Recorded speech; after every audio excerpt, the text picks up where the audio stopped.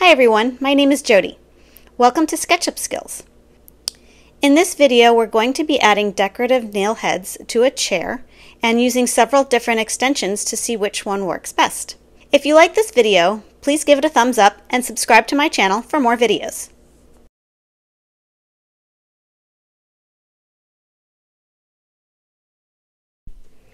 Today we're going to talk about a couple of different extensions that are going to help us put some nail heads along this chair. Just as a note, I have taken this chair and I've selected the line that goes around the front edge here, and I've made a copy of that, and I've duplicated that in 3 different places because we're going to try 3 different techniques for putting nail heads on this curve of this chair. The first tool that we're going to be using, and these are all extensions that you can get from the Sketchucation warehouse, or you can download directly from their developer. So the first one that we're going to look at is called Copy Along Curve.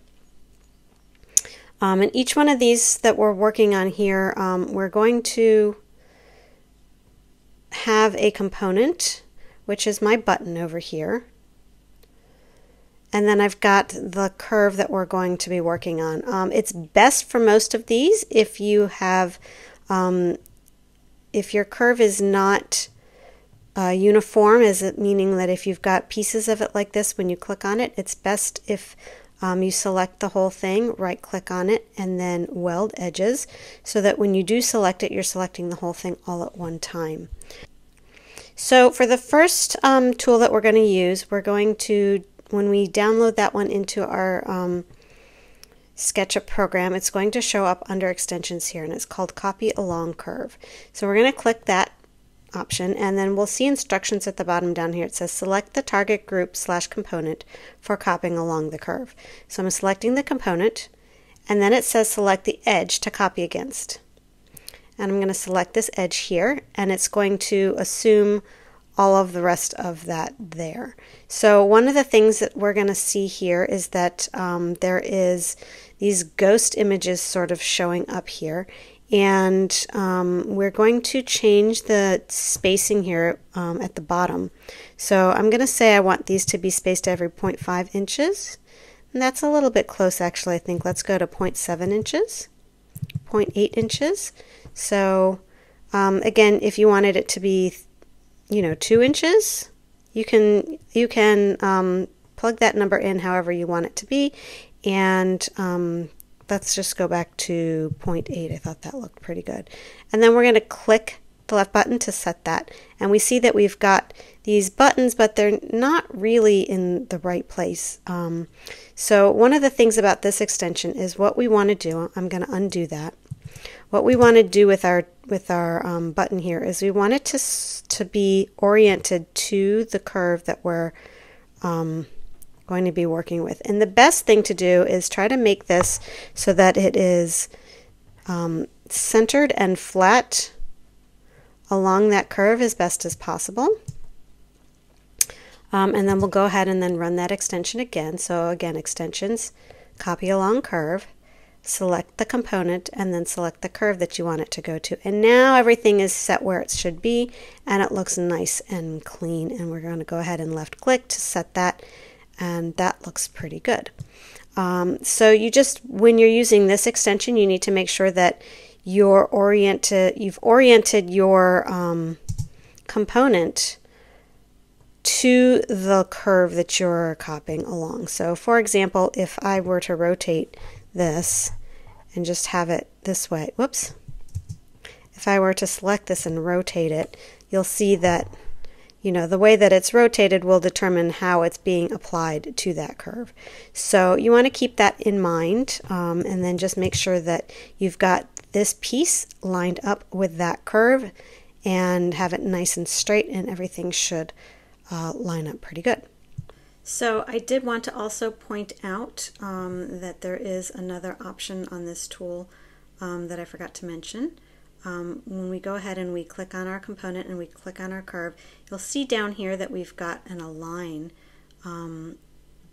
option at the bottom there. And what that's going to do is arrow keys left and right. If you turn it off to no, then what's going to happen is your components are going to be oriented to the world space.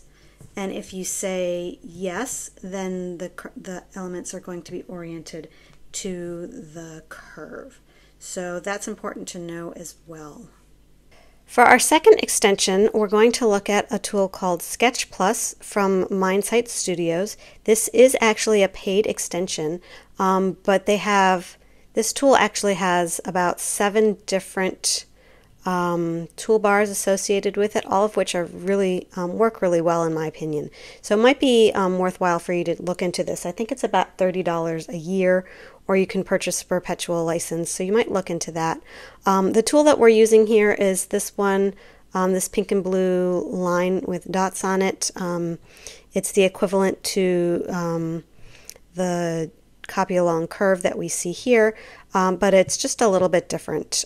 So what we're going to do for this one is we're going to select the curve that we want, and then we're going to click on our tool, and then you're given the choice of clicking which side of the path you want to be the start. I'm going to click over here, and then it says to select the component in your model. So I'm going to click my little button here, and then you're going to be given this pink line, and as you move your cursor, the pink line is representing how many instances of this component you're going to have along this curve. So the closer I get to the start, the more instances I'm going to have, and the closer together they're going to get. You can type in a distance down at the bottom over here, but I really like this visual aspect of this one here. So I'm going to see how I like this to look, and I think that looks pretty good. We're going to go ahead and click, and that sets that, and that looks pretty good. One of the things you'll notice is that it doesn't really matter where my component is in relationship to the curve. What matters here is the direction, is the way that it's oriented in its own component. So this component, the way that it's set up, I've got it facing the front, and the green axis is showing up as the back of that line. So you're seeing the orientation based on that. So if this was to be rotated, then that will also be rotated. So that sets that up that way. The other thing that you can do, I'm going to undo this real quick and try that again. So we're going to select our curve and our tool, and then click there, and then click our component. While you're in this tool, you can tap the Shift key, and the orientation of that item changes based on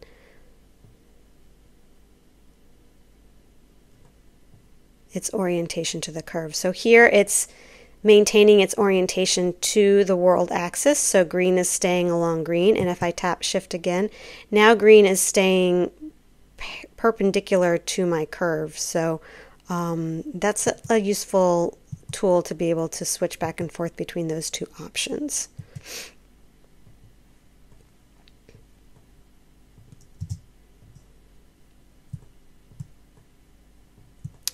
Our last tool that we're going to look at, I never really feel that this one works as well, but I just wanted to show it to you also. For this particular situation, I've left this unwelded just so that you can see the different segments that are here. This tool is from Chris Fulmeyer, and it's called Component Stringer. So what we're going to do here is first we want to select the arc or the curve that we're going to be used, and then a component. So we have to select both of those things. So I'm going to select this, both of them together, go to my extensions and say Chris Fulmeyer Component Stringer. I do not want to reverse the edge. And here what we want to do, this tool is interesting in that it will, if we leave this at uniform, what it's going to do is it's going to change the size of our button here based on the size of the curve segment that is shown here. So when we get to this curve right here and this segment gets smaller, my component is getting smaller as well. That's the uniform scaling. You can also do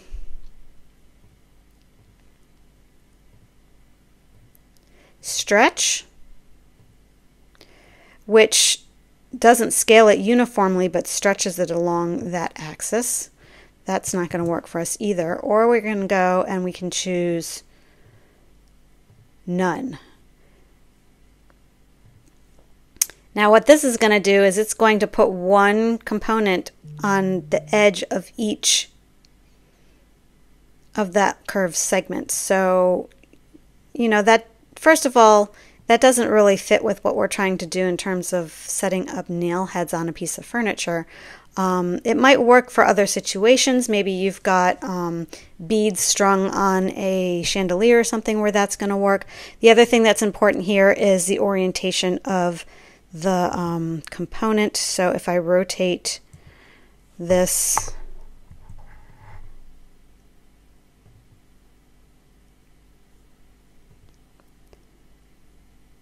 and it takes a little bit to figure out exactly which way it needs to go to be in relationship to the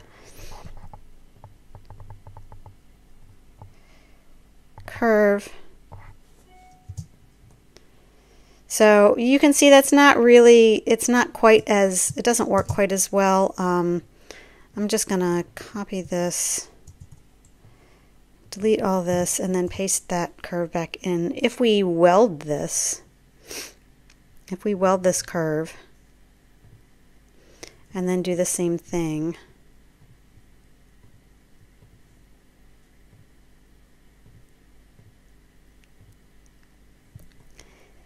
it looks a little bit better, but it's still not great. So you would have to really kind of fuss with this curve to get it to be pretty uniform along the edges there. There are tools that you can do that with, but in this particular instance, this is probably not our best tool.